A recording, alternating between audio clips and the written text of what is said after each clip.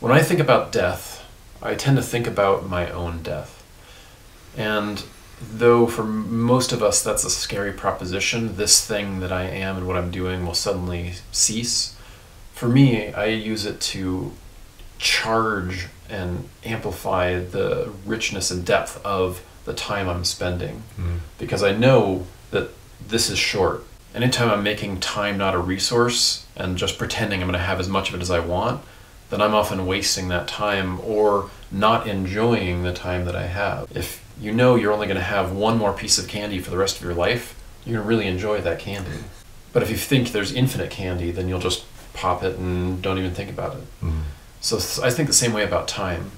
Because I know I'm going to die, it's going to happen, then I can go, well, how do I want to be spending my time? What do I want to do with my life? What do I want to accomplish? Do I want to spend it connected or disconnected? Do I want to spend it stressing and racked with guilt and anxiety, or do I want to spend it doing what I want to do and making things happen and helping people around me? The answer is pretty obvious, and yet in our day-to-day life, we get so drawn to the negativity that you can think of your obituary and go, if your obituary read, you know, he lived a great life and then he worried about things until it killed him, that could be your obituary. Or it could be, you know, he lived passionately and died doing what he loved.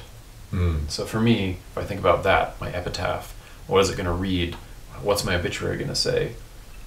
Then that helps me live my day-to-day life more richly and fully.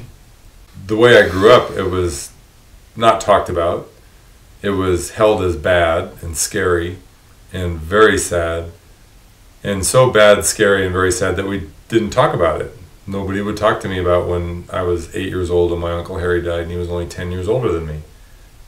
And boy, I knew what crying was like, and I was sad because he was in this casket and I couldn't see him anymore. But since then, I've come to a different space of being with death, that it's a transition. It's the transition of that spirit from the body to wherever it goes. I want to be with people who are dying. I want to be there with my heart wide open. I want to be loving and I want to be compassionate. And it's amazing when I do that. It's so connecting. Like, there's so much life in their eyes, you can't believe that they're going to die, no matter what's happened to their body. And some people say, well, I don't want to go be with somebody who's dying because I want to remember them differently. And I say, wow, don't miss your chance. Because there is so much power to be gained by just being with them. They've got one foot and one eye in the spirit world. So now I choose to be with death, be with people who are dying in a different way, in a way that my heart is open and I'm loving and connecting. And I actually get to be present. And you can actually gain healing and a sense of love and compassion, and then you get to turn around and be with that person in that way. And even Brene Brown in her book Braving the Wilderness says, you know, go be with people who are dying. It's empowering. And I'm learning that experience about being with people who are dying, that it is empowering and it can be life-giving and life-nurturing.